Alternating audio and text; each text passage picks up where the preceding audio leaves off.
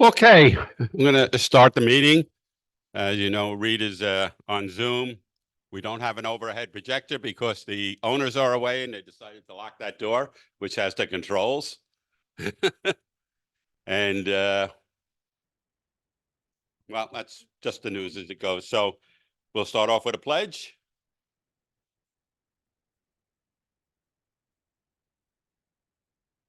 Oh, No need. We do have Zoom. yes. I pledge allegiance to the flag of the United States of America and to the republic for which it stands, one nation, under God, indivisible, with liberty and justice for all. I just want to say one thing before anybody that knows how the meeting used to be, we had the sexiest president, I'll get the sexiest vice president. About to say, I thought you were going to say bad things about me.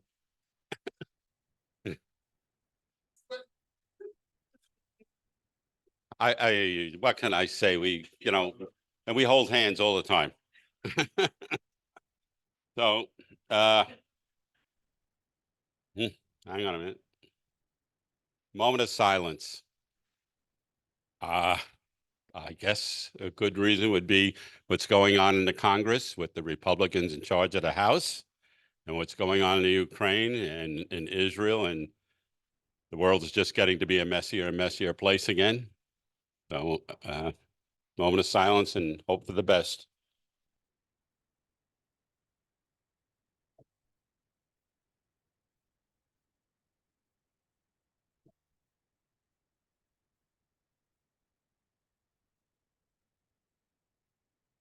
Okay. So we have our current board of directors. We have Janet, Vicky, who is our membership. Janet's our treasurer. I mean, the secretary, and Walt, he's our treasurer, and Susan, the assistant treasurer. Catherine's on the board. And we do meet a lot and we try. You don't. Yes, you are. And our wonderful person who says the Pledge of Allegiance so great and is our Sergeant of Arms, Emmett.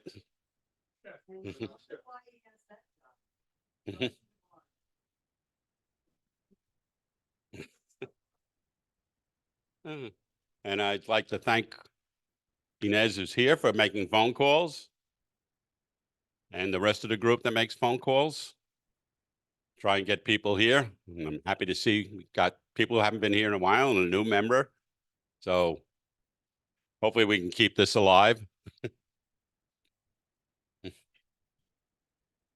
I hear a no out there? So we were going to go with the judge first because they can't be here when Rocky is talking. But since she hasn't shown up at this point, I'm going to hand this over to Rocky and I'll ask her to wait outside if she shows up.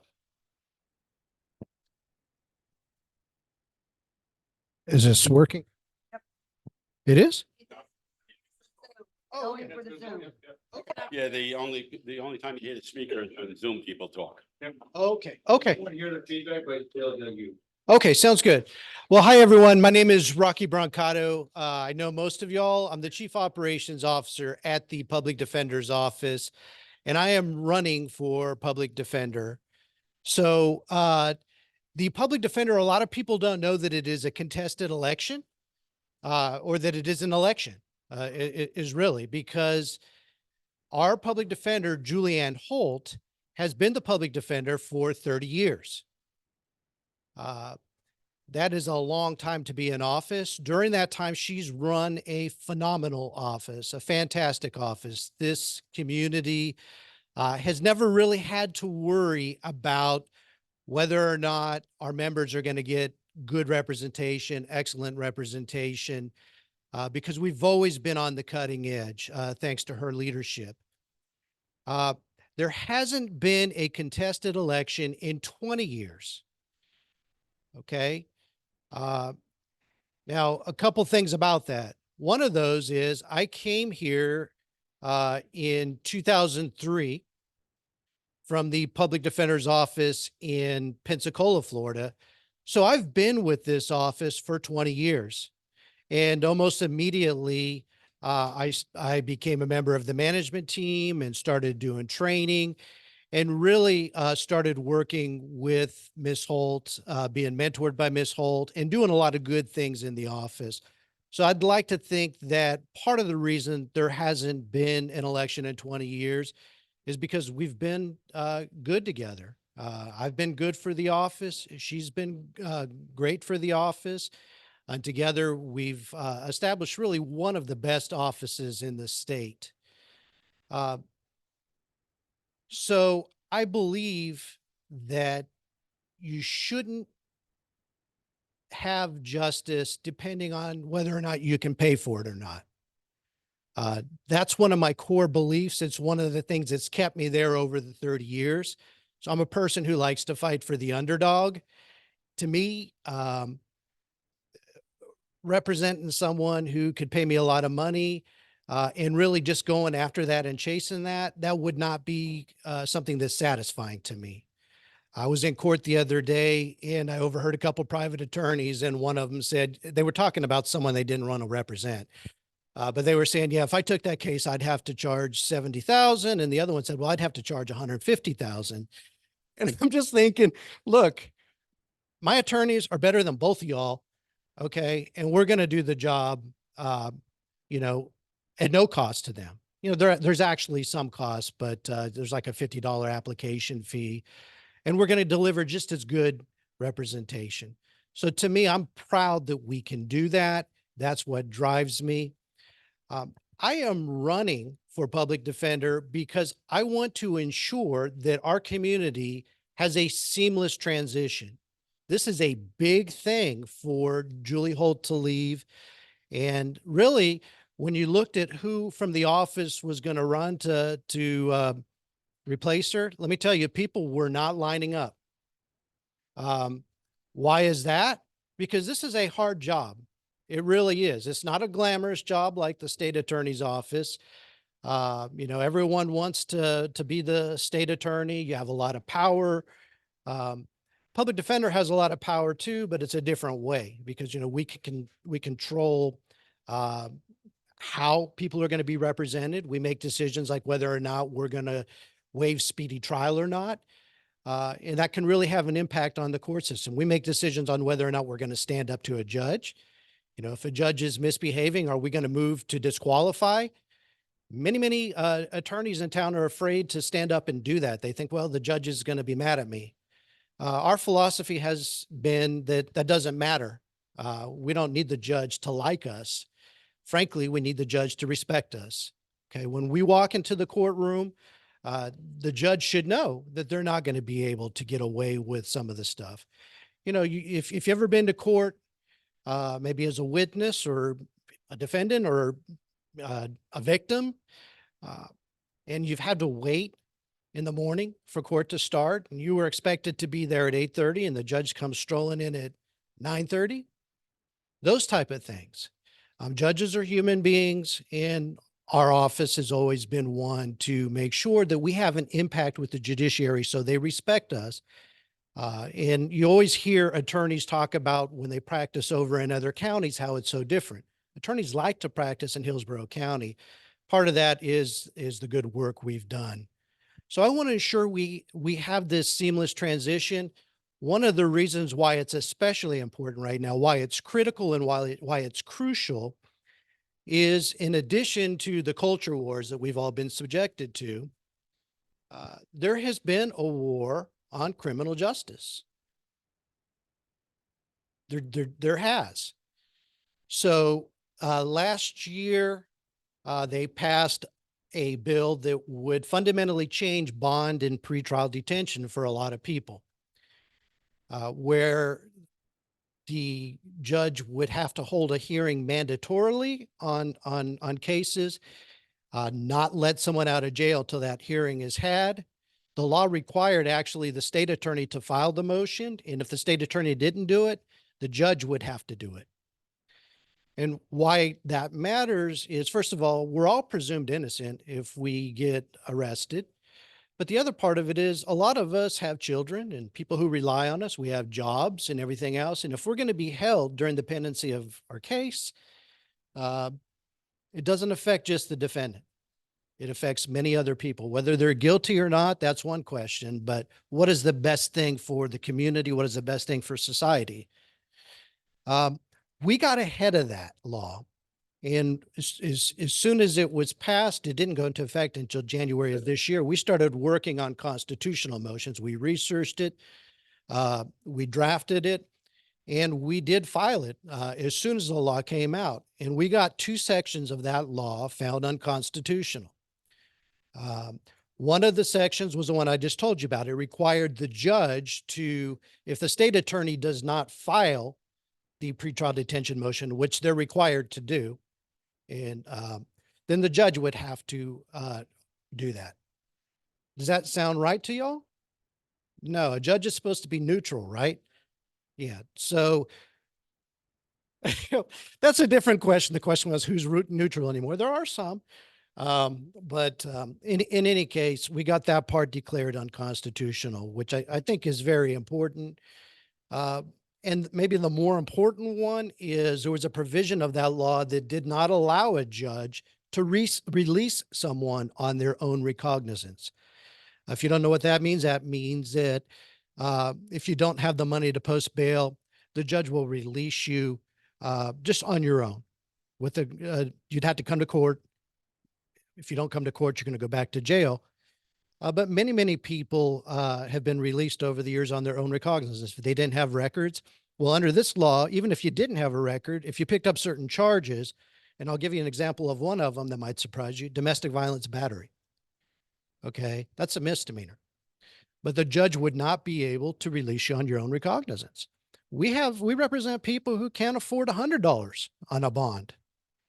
And so a lot more people would have been held, but for our proactive representation on those cases. And that's the type of getting ahead of things that our community has come to expect from our office. I don't know of anyone in the private bar who attacked that. They usually wait for us. And so we've served the community in that way.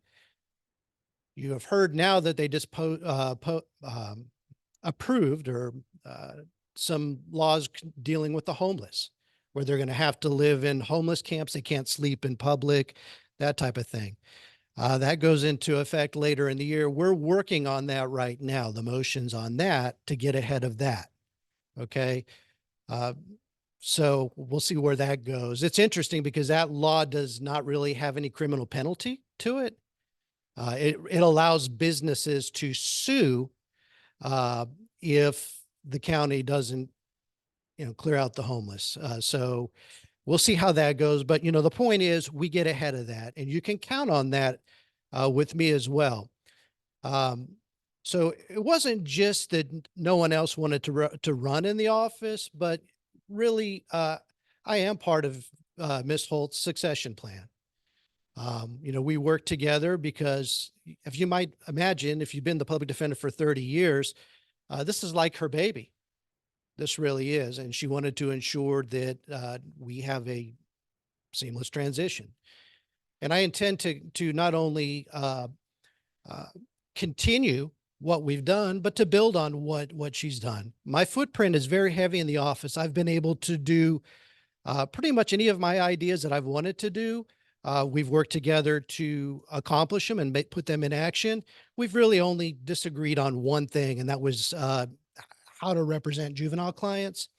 And she knows that I differ with her on that. We use the juvenile division right now as a training ground. And we also have experienced attorneys there that we call division chiefs to mentor those attorneys and to represent the children with our new attorneys who go through training. I kind of think that it should be a job just for people who want to represent children and want to make that a career and want to specialize in that. That's about the only thing we've disagreed upon in the years. So, there'll be some slight changes, but I'm going to build on what she's done. So who can have the public defender? 200% of the poverty guidelines. So if you're at 200% of the poverty guidelines, that's how you get a public defender. So a family of four, 62,500. Okay. If you make 62,500, a family of four, you get a public defender.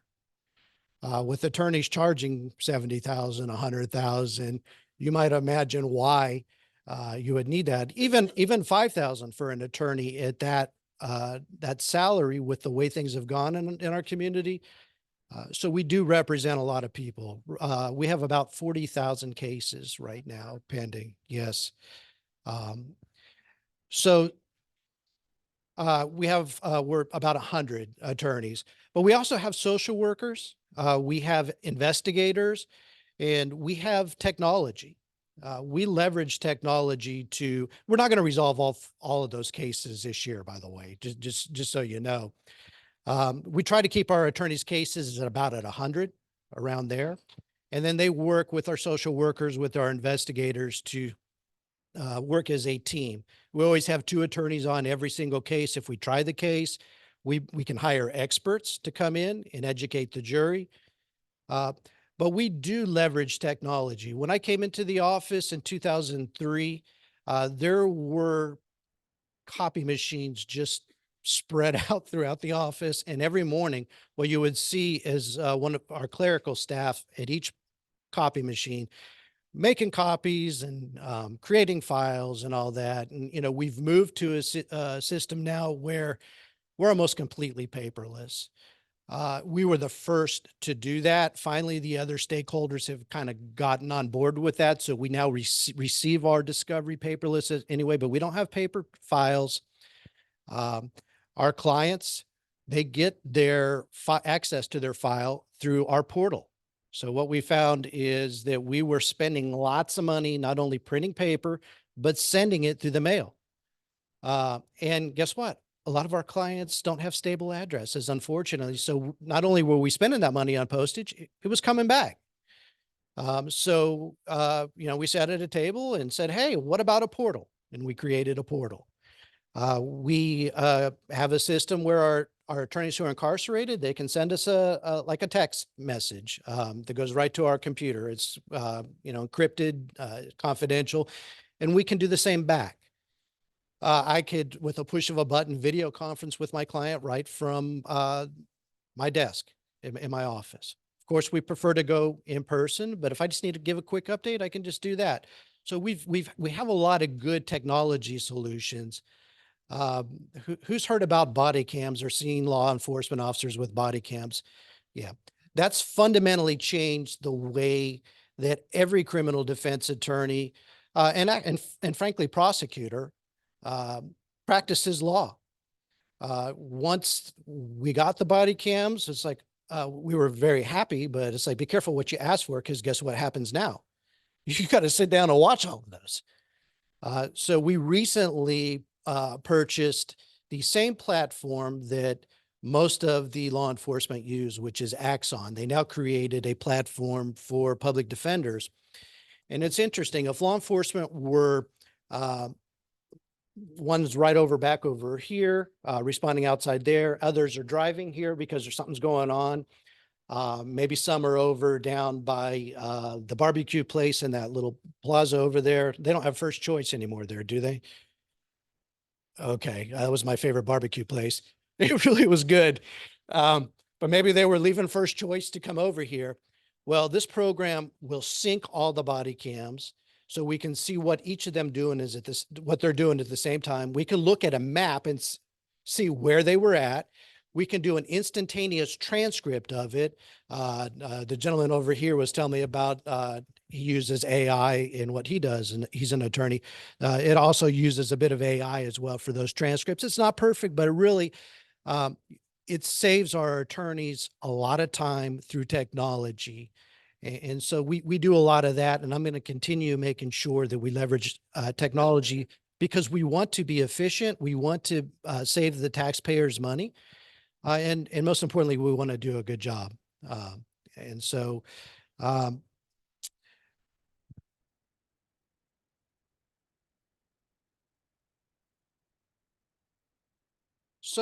as far as being a public defender, I'm not going to say a bad thing about my opponent.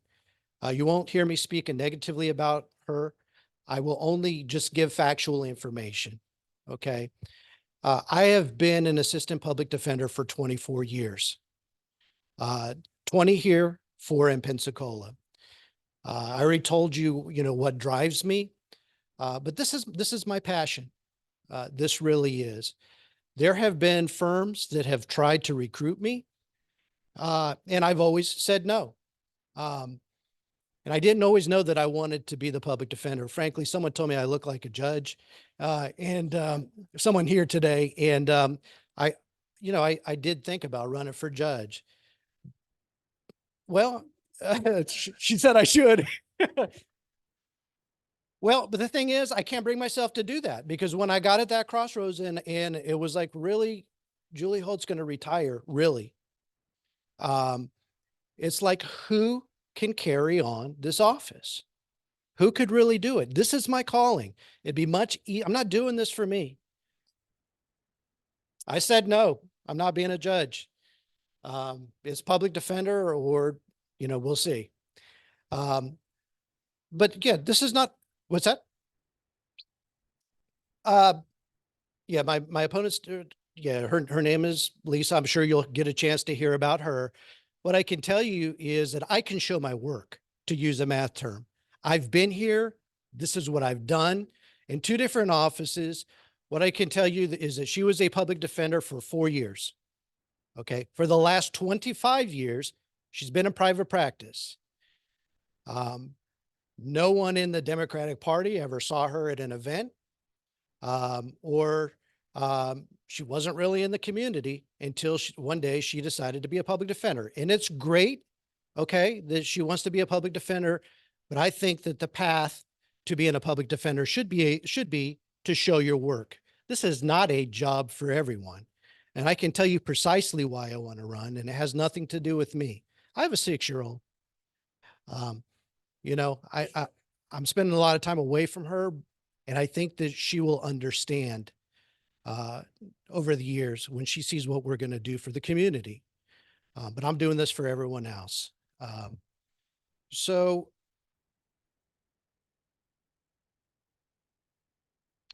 let me talk a little bit about relationships. I chair the Juvenile Justice Board, which is a group of all the stakeholders. You're talking about the state attorney, the court administration, the Department of Juvenile Justice, service providers, and have a lot of relationships that we leverage for our juveniles here in the community. Also, I have relationships with every constitutional officer. I am endorsed by every single county constitutional officer in this county: clerk of court, property appraiser, tax collector, sheriff, all of them. And most importantly, I'm endorsed by Julie Holt. I have the endorsement of the Central Florida Labor Council. I have the endorsement of the Tampa firefighters. And, I'm continuing to work on those type of endorsements that I really consider to be positive, crucial members of our community. But I have those relationships that I leverage for our office. And it really became apparent during the COVID-19 pandemic because almost everyone didn't want to work during that time. And that's all fine and good. I get it. Okay. But you saw the police continue to work, right? We all wanted to be protected. You saw the fire department continue to work. The fires happen whether you have a pandemic or not. Guess what also happens? People go to jail. Okay. And we were not going to allow people to get stuck in jail and for the jails to pile up, for kids not to have their parents because their parents are in jail. And so even though there was a lot of pushback, we leveraged those relationships. I leveraged those relationships. There wasn't a book on how to do it to ensure that we kept our office open and working. Unlike many of the other counties, we didn't have a backlog of cases because we continued to work throughout the pandemic, and we did it safely. Some of the offices that weren't working, there was a lot more instances of COVID because I would see on social media that there was, trips out to Epcot and whatever else while we were safely wearing our masks, distancing and following the CDC guidelines and serving our community. Did anyone here attend the equality social debate that my opponent and I had? Okay. So that was, I think it was earlier this month. It was pretty well attended. And y'all didn't hear about it? Well, we're gonna have to get y'all on the list for those. All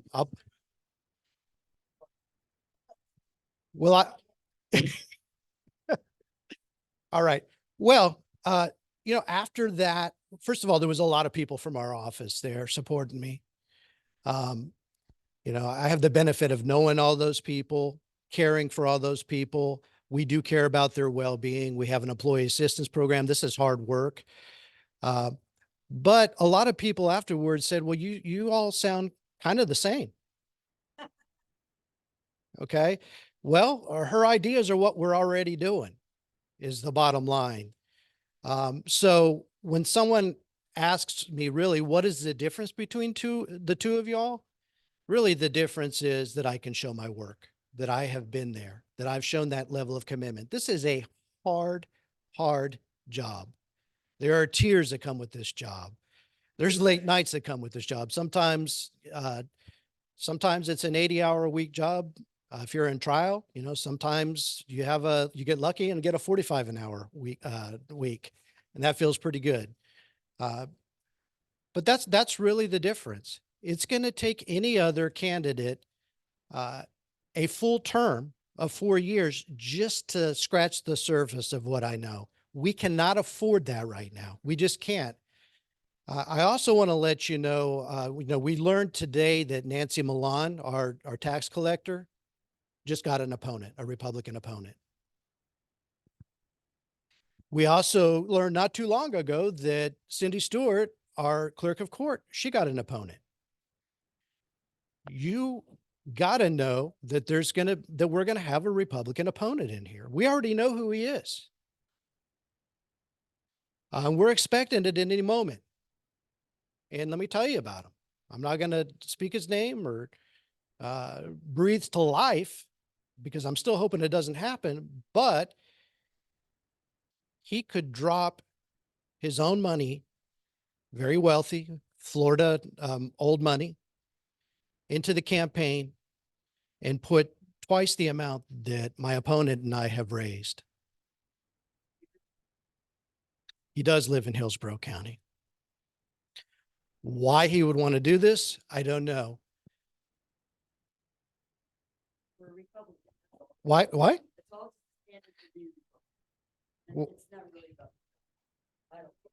Well, yeah, I mean, it's the public defender's office. If we lose this off, this is the last place where the Constitution lives and breathes.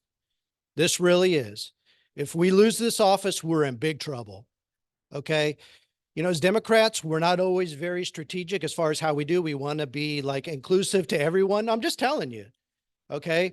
So the fact that there's two of us running from the Democratic Party, it really is a problem.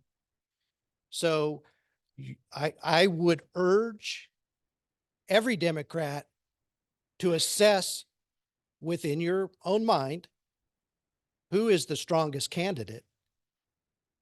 Okay. And to support that person. I've heard a lot of people say, well, I'll give both of y'all money. Or, well, I like both of y'all.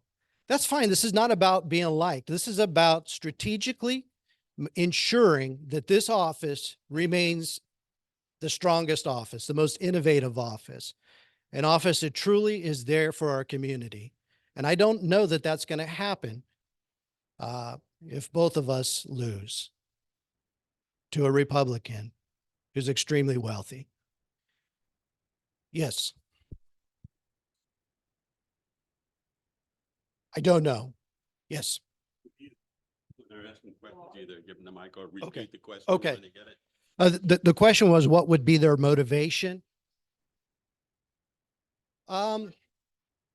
Well, you can impact the system, but frankly, I don't know. Some people would say it's a prestigious position. Okay.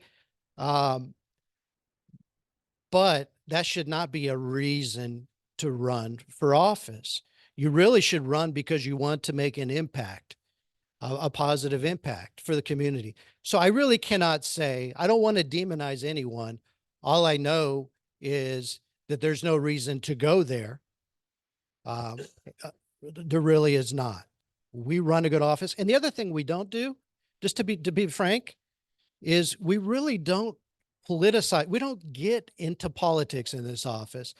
You're not going to hear me getting in too politically polarized in this position.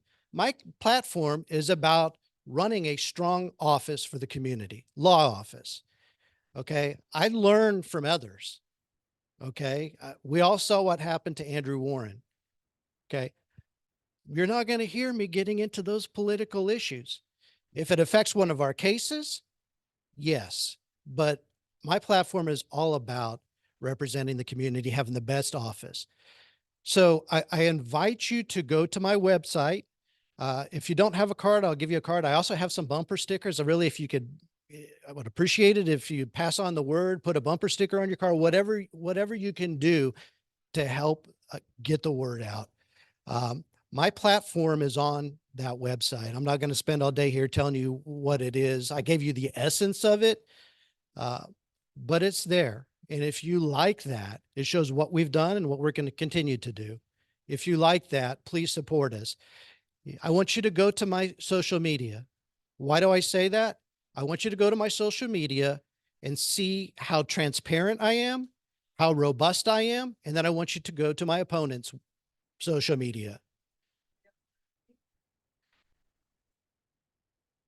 If you Google me, that person will come up too.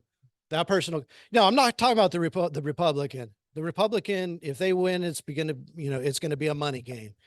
But no, I'm trying to give you some distinction. Again, I told you, I'll never say anything bad about my Democratic opponent. I'm not going to. But I'm going to give you factual information. You go out there and compare it yourself, and you see who's putting out information and who's just kind of lying there. I think it's important. In any case, my name's Rocky Brancato, running for public defender. Please check out my website, voterockyforpd.com. Does anyone have any questions? My little girl is precious, and if I leave early tonight, it's only because I want to get there before she goes to bed.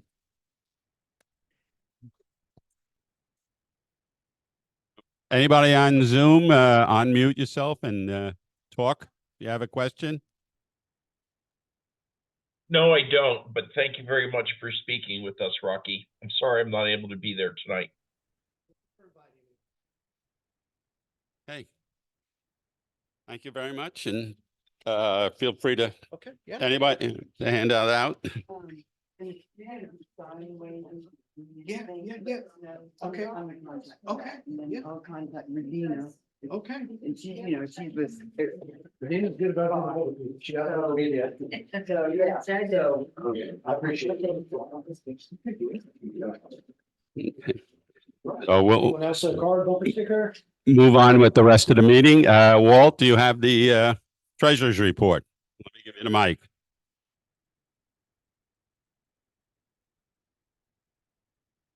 Get the easy part. Our account as of today is $2,026.66. Thank you. Okay.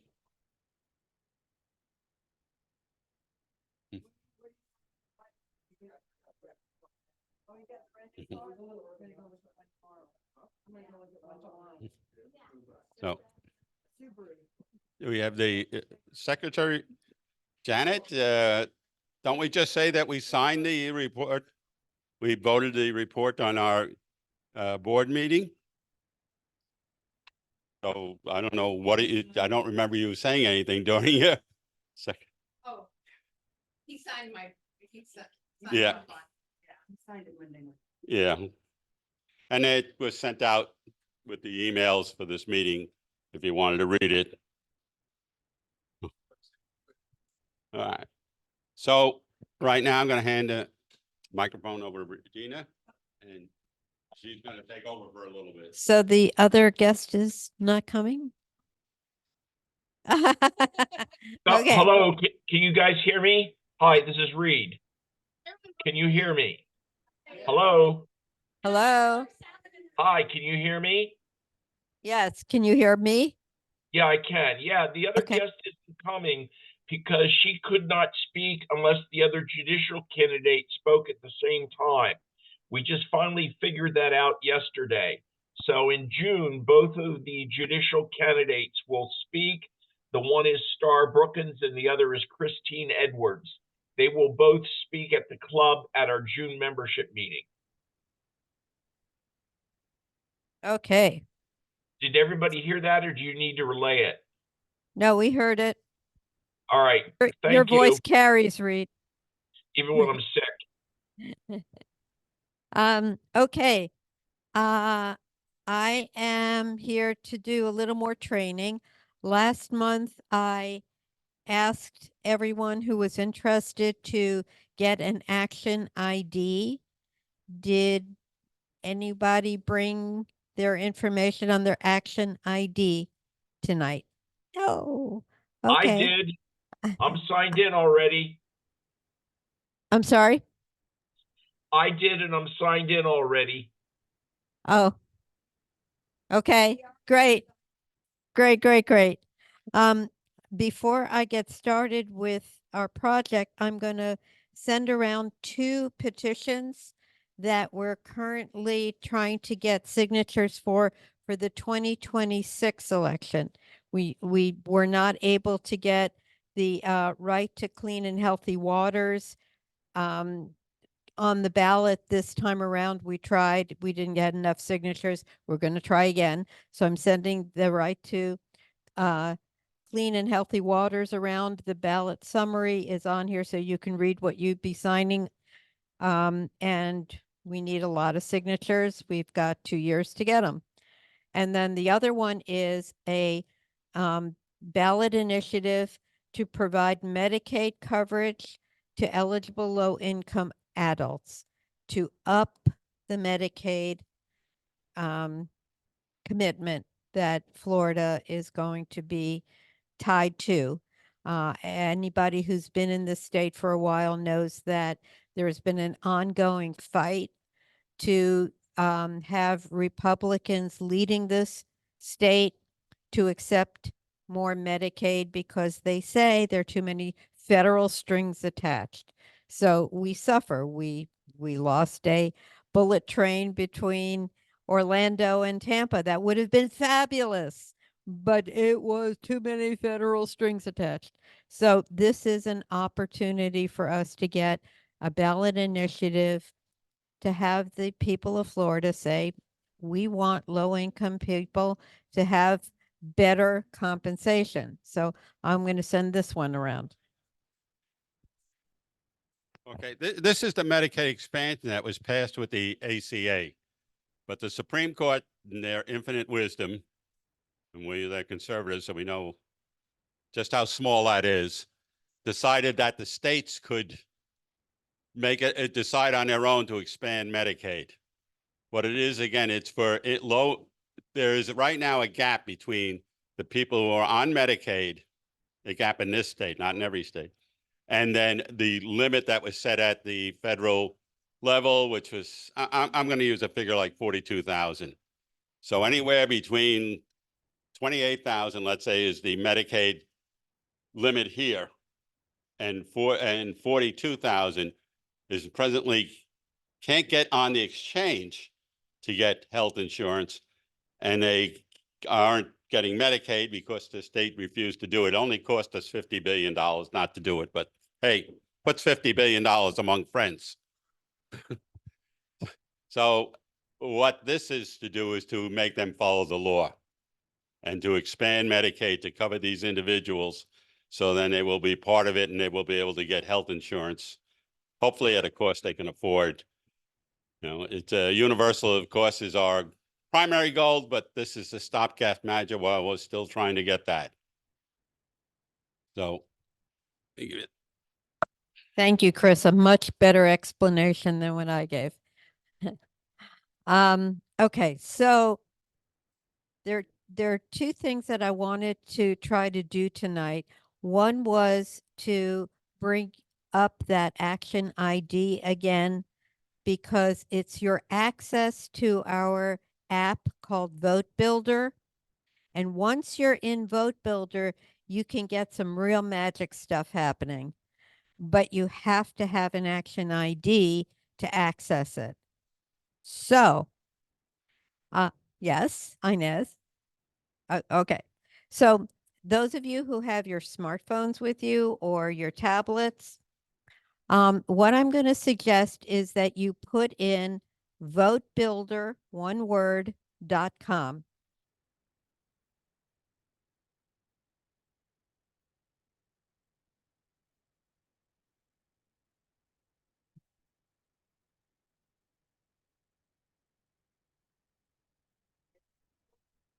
Oh, well, maybe you're spelling it wrong.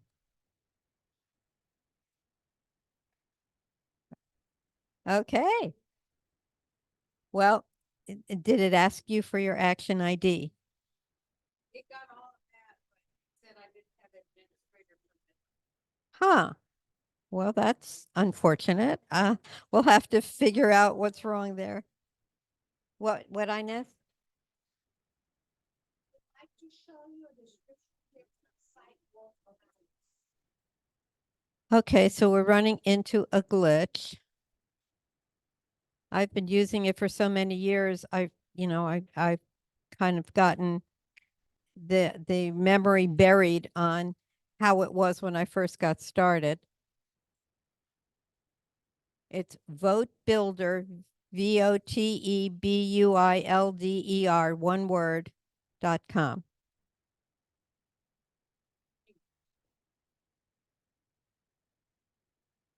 Is okay. So nobody is being asked for their action ID. Is that?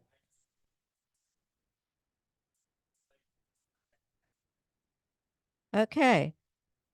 Huh. Yes, Chris.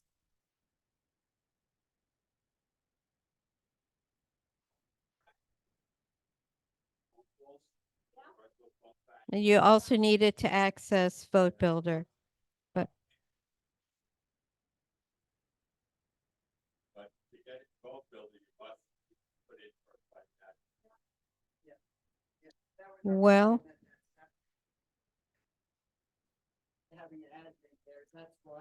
huh. Well, Did Vote Builder even open up for them? well, apparently nobody can get in because nobody here has gotten administrative permission to access Vote Builder. So, All right. So that would be our second step. They set up their action ID, and then we've got to no, get their it's names not, and their- it's not even asking for the action ID. do we have to go to Humira first, and whoever in her shop does this? Yeah, Vote Builder doesn't, they're not going to grant access to everybody to Vote Builder. What you need the action ID for is to make phone calls if you're going to use the virtual thing. And if you haven't got one, you just pick, when you go to the virtual phone bank, you just, and it'll ask you for an action ID. And then you have the, like you do on many sites, either sign in or create. Well, That's why I'm asking if they can get Yeah, into Vote That's Builder. it. That's all you Forget- need. One action ID. Forget the action ID. Can they get Vote Builder to open up in their tablet or their laptop or their phone? Yes or no? Apparently not. But based on what you're saying, Chris, the virtual phone banks are through Vote Builder. And Well, so when you, anybody Mhm. here is going to create a virtual Uh, phone bank, then they need access to Vote Builder. okay, but what you're saying is partially true. In order to get into the virtual phone banks, to create or to use, you still need either one. You still need an action ID. Yeah. Right. Okay. What happens when you go to the virtual phone bank? It'll send you to the action ID sign. But And that's there, you either sign in if you have one already, or you create one. okay. it's the That's same part of Vote Builder though. But that's part of Vote Builder. The virtual phone banks are part of Vote Builder. It's one of the many things you can do with Vote Builder. So, we're back to the action ID. So Yeah, but what I'm saying is, you can create that action ID when you get to the virtual phone bank. Okay, you don't need to be in Vote Builder. And okay. just put in your action ID. If you haven't got one, then create one at that point, and you're fine. You've got an action ID. If at some point later you need to get into Vote Builder, become a precinct captain or something like that, then all you have to do is get access to have them put in your access to Vote Builder, and your same action ID will work on that. Okay. Well, we'll figure this out for next time. In the meantime, I brought something that we have dreamed up in the HCDEC. It's a comparison of the Democrat and the Republican positions on a lot of different things because we had been hearing so many people say, why should I vote? Both sides are the same. Both sides are not the same. And this is a tear sheet of some of the ways that both sides are not the same. Certainly not a comprehensive list, but just off the top, some of the very basic things that people need to keep in mind when they are making a choice between, do I vote Republican? Do I identify as Republican, vote, or identify as Democrat? What's the difference? A lot of difference.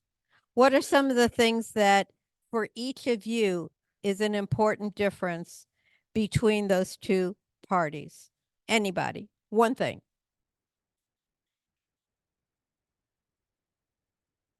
Because there you go.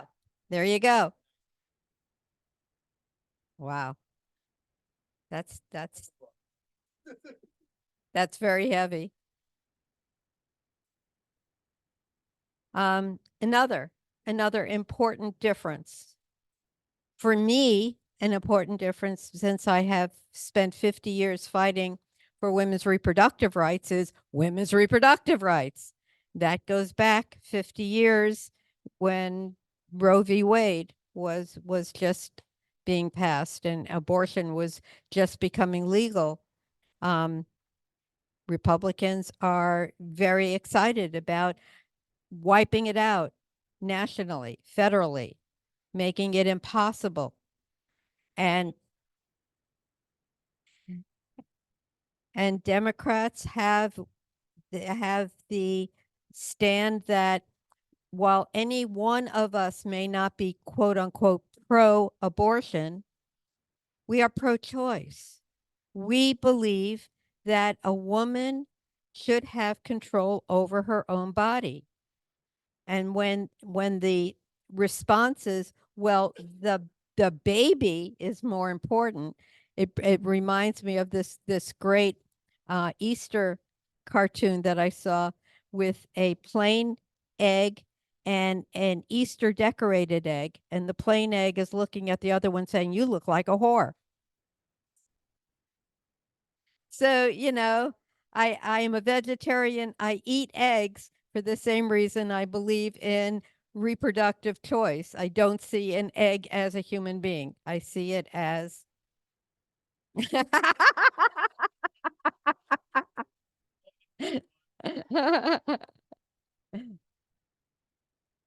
Here, let me get the mic over to you. As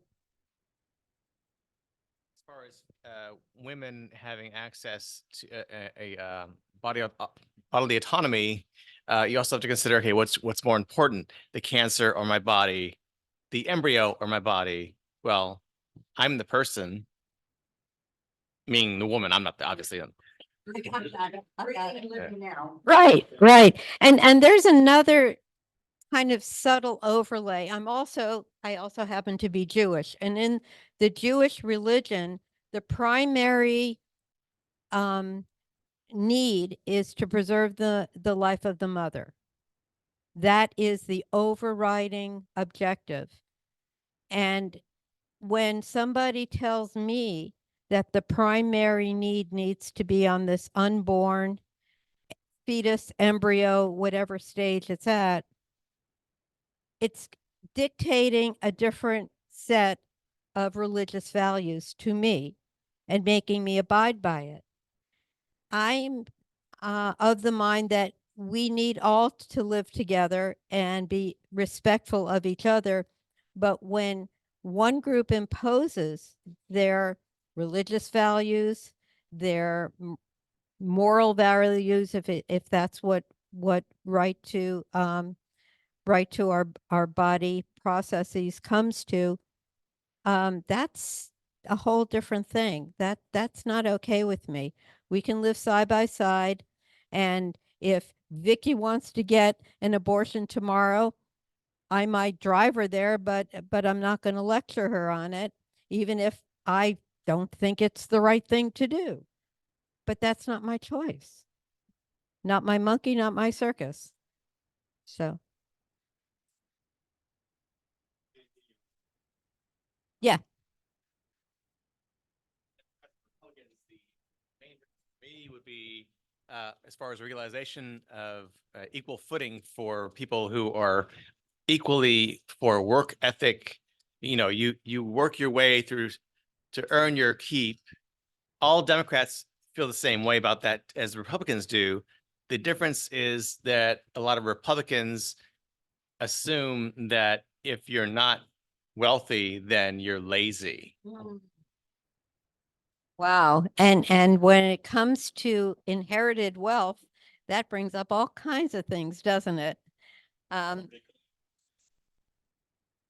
sorry.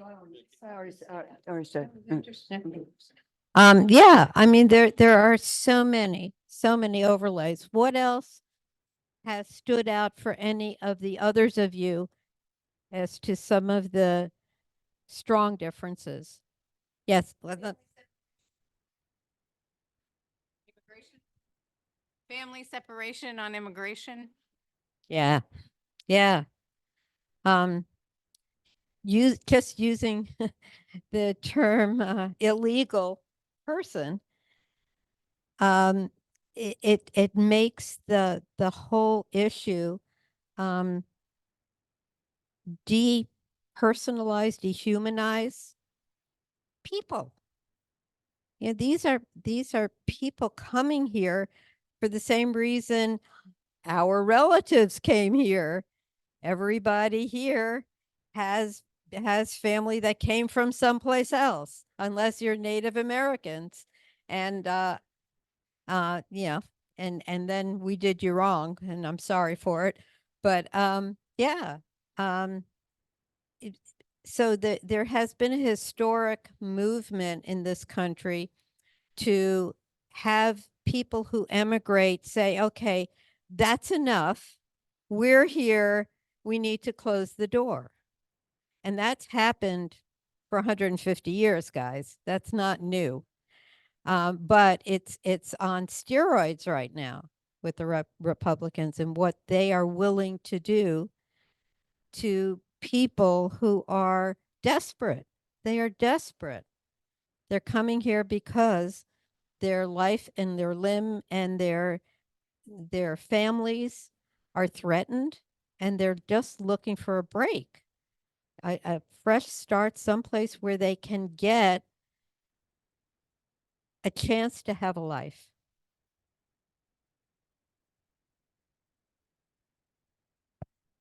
I was over at Home Depot the other week, and this 3 young gentlemen were sitting on the curb, and one of them goes, "Hi, I need job. I need job."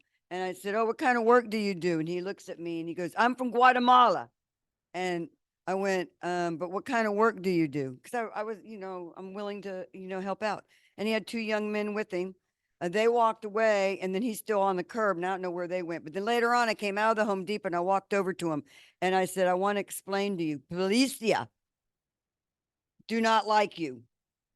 A lot of people in this county don't like you. You need to not say, I'm from Guatemala, you got work, you know, because they're going to call the policia on you and then you're going to be in jail and you're going to be deported. He goes, I said, do you understand me? That's when I wish I had some way to translate and I didn't think of my phone. Yeah, Google Translate to let him know that he needed to be very cautious because he's in a county and a state that does not want him here. You know, and I don't care what kind of work we might need him to do. Yeah, I do. And, you know, and I told him, I said, you know, you look like a very nice gentleman. I know that you're, you know, you have issues within your own country. But you know, we're having a lot of created issues in our country also. So just beware, police. And he went, finally, I think it, you know, clicked in. But yeah, and it kind of makes me a little nervous to think that, you know, people like that, they're just looking for the benefit and the help and we're gonna turn although- our backs on him and not do anything. Although Martha's Vineyard is a very nice place too. Um,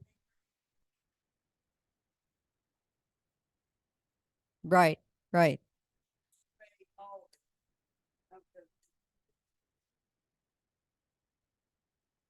Any other points that come to mind when we're out in the real world and we're meeting people from the other side of the aisle or people who are non-politically aligned, NPAs, and they say things like both sides are the same, what's the difference?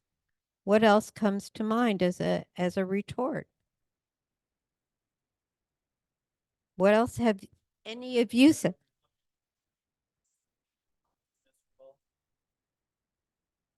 Yeah. Helping somebody become a little more aware. Usually in those kind of situations, you're trying to make a connection with somebody, it helps engage in some conversation. I'm asking them about themselves. They all tend to look about themselves. So ask some questions about their own lives. Yeah. I'm And sorry.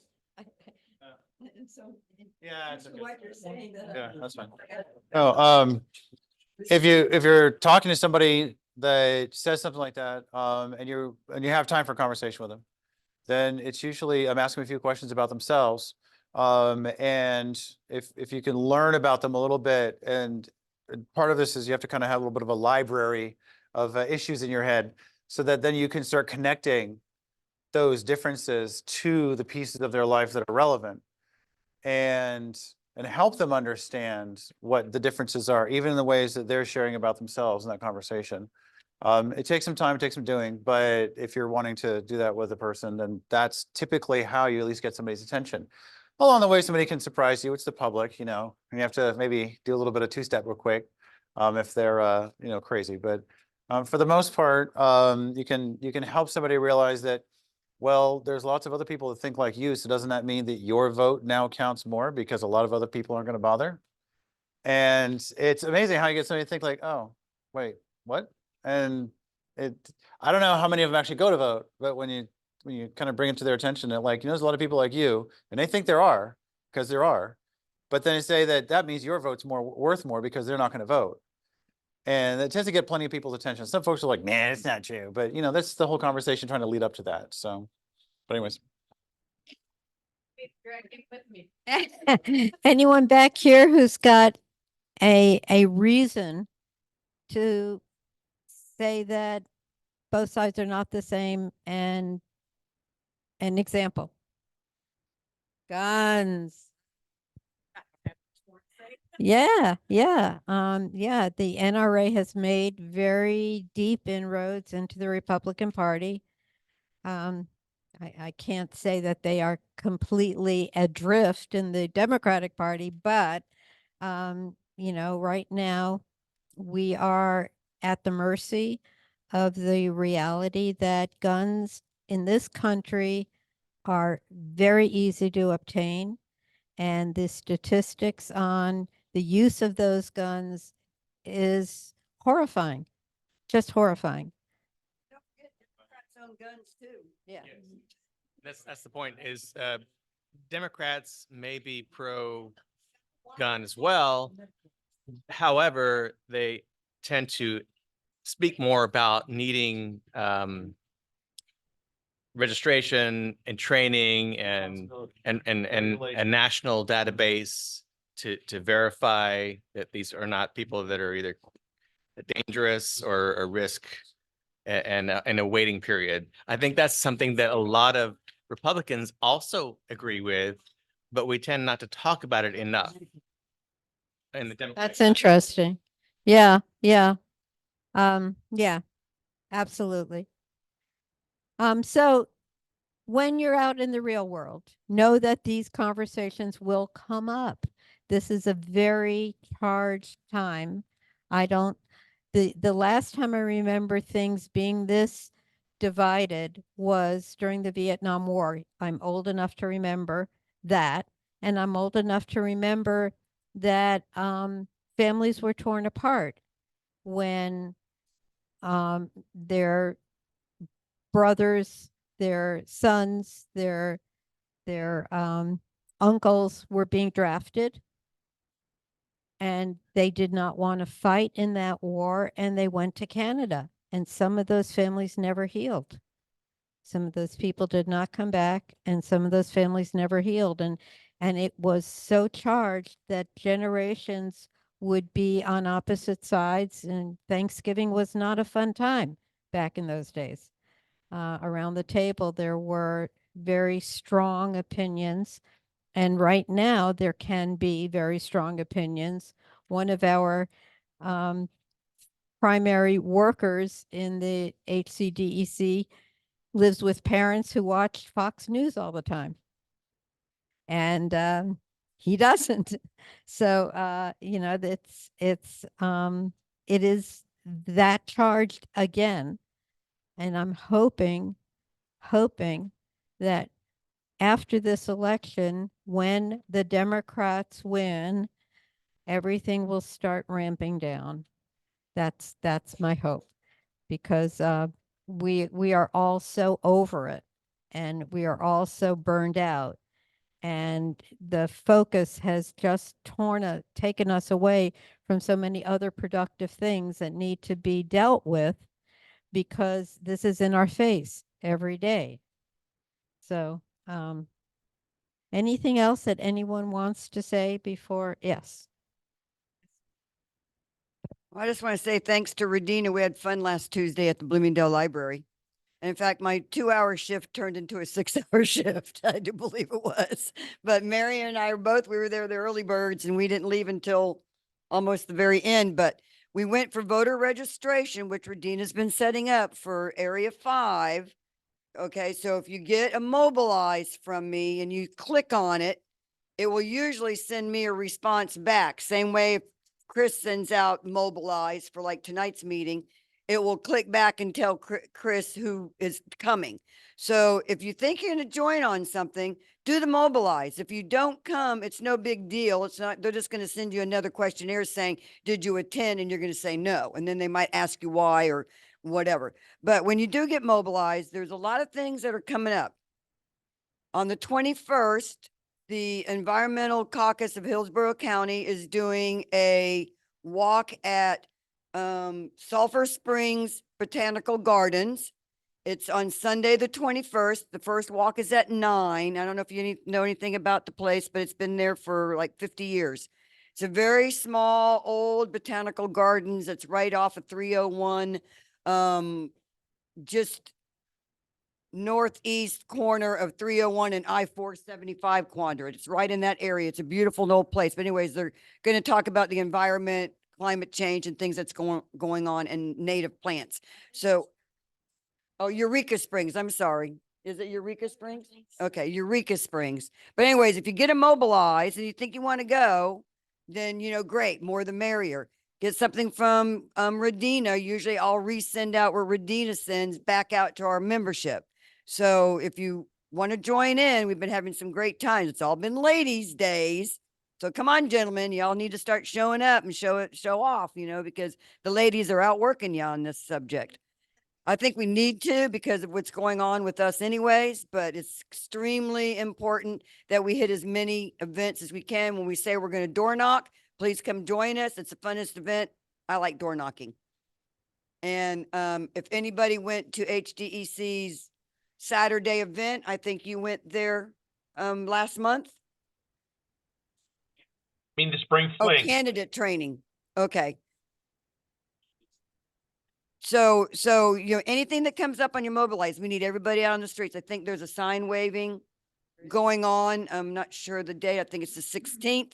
So if you, and that's at the corner of Providence and Bloomingdale. Everything's so local, you know, for an hour out of your time of day for such an important movement. We did it in the 70s. We did it in the 90s. Let's do it in 2024 and keep pressuring this state to move out of Republicans. And as I told my brother, I hope we turn purple again. I'd be happy with purple. We were happy as purple. Were we not happy as purple? We didn't have to be all red or all blue. We were happy as, I had friends that were Republicans. They aren't friends no more. I hate to say it. I hate to say it. Reed, you want to talk? Yeah, I just wanted to point out the event on the 21st, Saturday, there's 2 shifts. There's 9, and I think the second is at 11. And this gentleman who put this preserve together did it out of his own pocket. He did it in the 30s, and he had a wife and a child who had severe health issues. And he had the idea or the belief that he brought back all kinds of botanicals that would work in the Florida climate, that he might find something that would help them with their health. And he basically made it, it was basically a wetlands preserve. And he did this all on his own. And he lived until the early 90s when he donated this park to these lands to the county. And he was way, way ahead of his time. I mean, decades ahead of his time. He was a conservationist and was still basically a new term. And people like John Muir and Teddy Roosevelt were throwing it out. And of course, then the FDR period when he actually did this. But this individual was also involved in forming the first aquariums, the commercial aquariums in Florida. So I'm just saying that he has an individual life history that is quite admirable. And it just shows what one person can do when they get an idea and they just take it and run with it and don't let anything stop them. Now, we have the benefit to be able to visit what he did. Now, the one thing that happened when they built the Tampa Bypass Canal, which you can see it as you go up north in 75, it drains some of the waters out of this area just because the canal acts as a drain. So some of the areas are not as wet as they used to be, but that wasn't his fault. And that was just, you know, probably the Army Corps of Engineers always doing things with water that screws up our wetlands. But yeah, it was just, we did it. We came up with this idea at our last monthly HCD-ECF meeting. And it was myself and Russ Miller and Karen Michalski. And we just got all excited about it. And of course, I'm excited because I'm going to take my 18-month-old granddaughter there. It's your first real outdoor outing other than my front yard, which is relatively wild because it's not an HOA. But it's going to be a lot of fun. And you get out there early this time of year and have a nice nature walk while, you know, the time of year allows us to do it. And you can talk politics the whole time as you're walking around if you want. So, you know, I just recommend it if you want to have a nice time outside. So that's all I have to say about that. And thank you, Vicki and Chris, for all that you do and for bringing the other things up under Mobilize, because we just got it really busy this year. Now I'm going to go off mute so I can cough some more.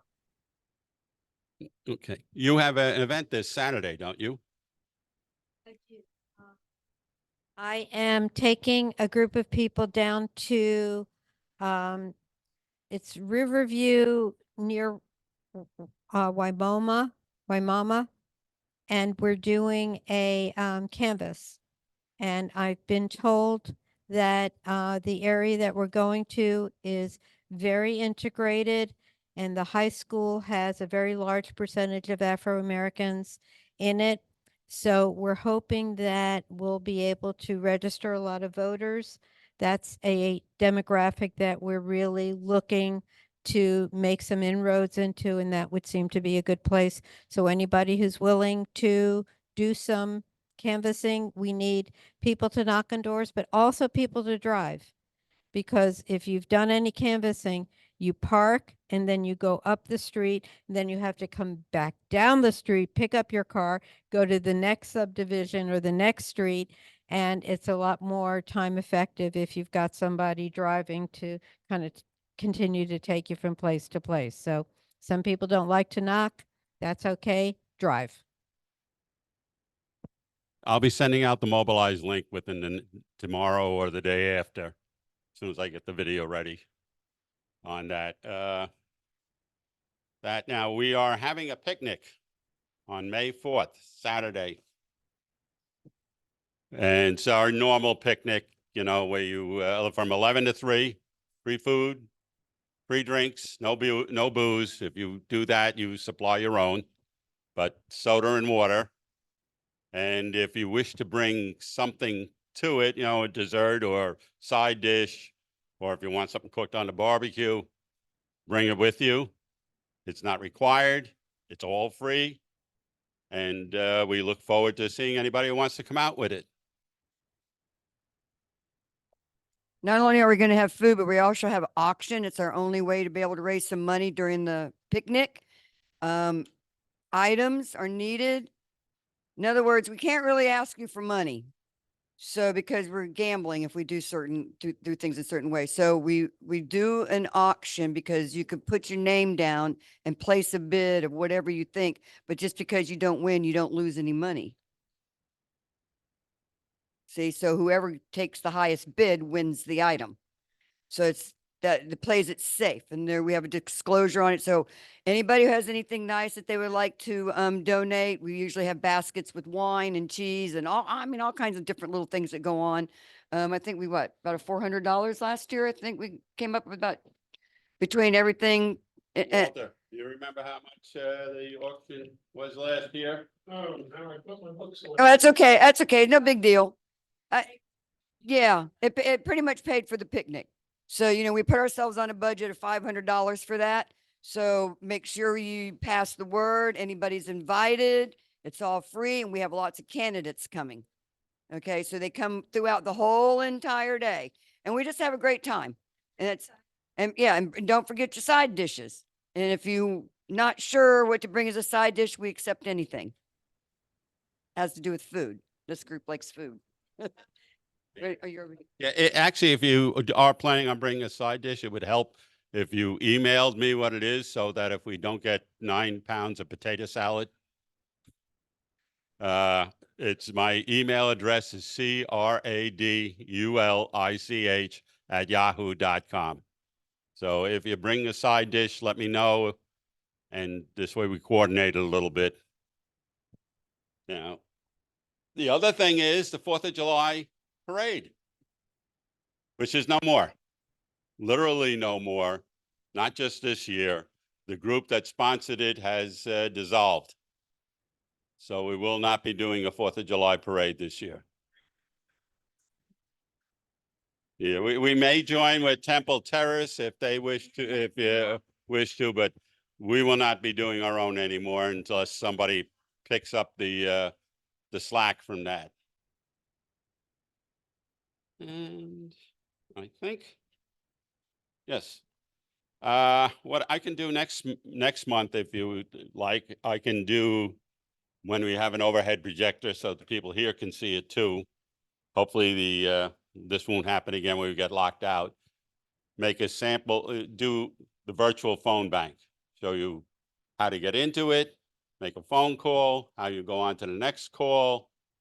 And that this one we're doing right now, getting 65 and older to re-up for vote by mail. I don't know if everybody's familiar that was canceled as of the last election, all vote by mail requests, and you have to re-request it. So we're contacting individuals who were voting by mail but who have not signed up yet, again, 65 and older, because us old folks vote. What was that? That doesn't have to do with the mic or anything. It's just a comment that when you're talking about voting, you talk about voting.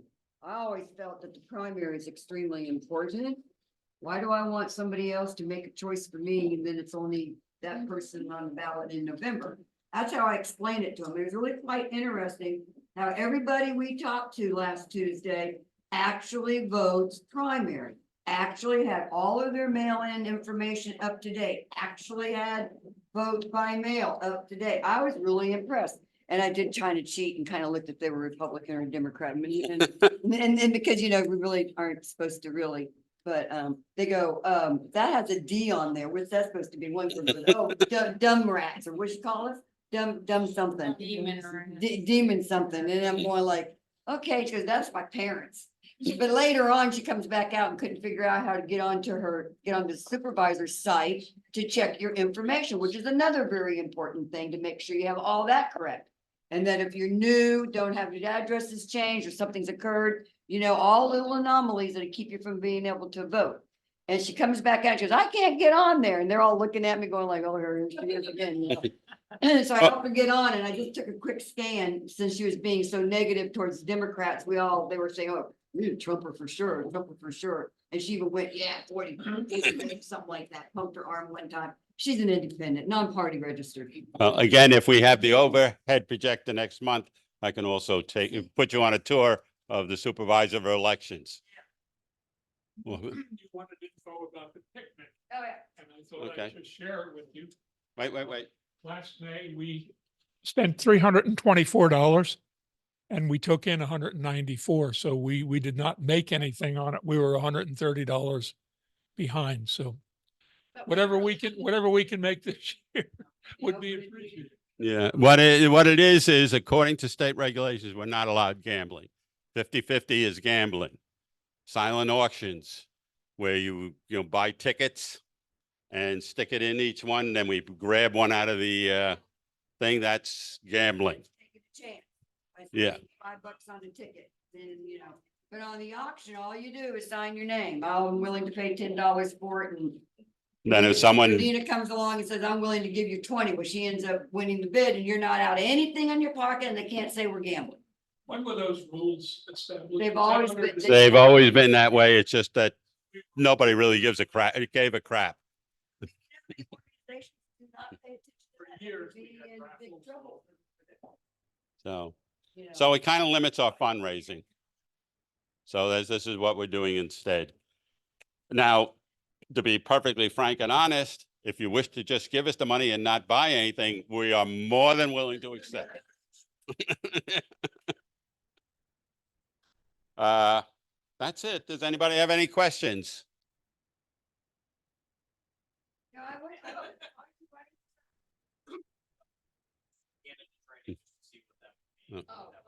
All right, is there? Sure. But before you do that, let me give you. He's a brand new member, just learned of us. I'm a brand new member, also new to Florida. We moved here in July of this past year, so about 6 months, 7 months here in the state. I grew up on a farm in the middle of nowhere, rural West Central Illinois, and then went to Chicago, where I became a law school professor and also was an attorney. I was a celebrity divorce attorney, and then built and sold a law firm.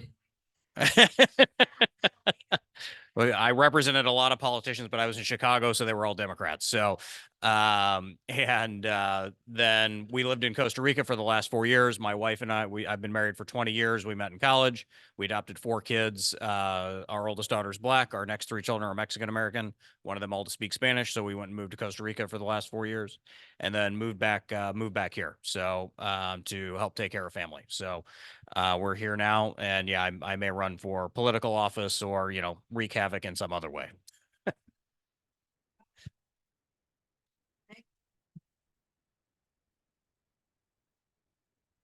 Our guys can show up when I text you out. All right, anybody out in Zoom land have a question or want to say something? I hear Nope, silence. I'm all Okay. right. Okay, and, all done here. Well, then, meeting is closed. Meeting is closed, and thank you very much for coming, and hope to see you next month. We adjourn. I second. Rita seconded. All in favor?